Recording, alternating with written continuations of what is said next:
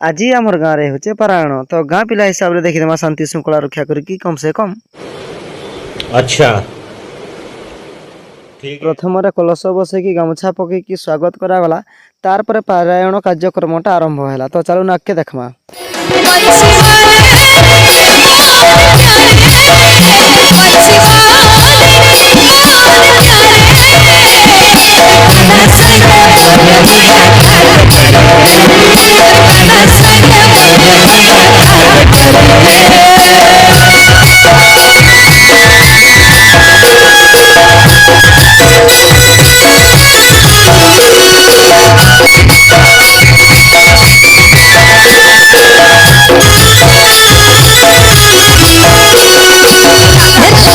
दुई हजार नाती अंता हिसाब से गुपचुप खाई खाई नाचुले मत तो माटी फटे दे भलिया लगुला।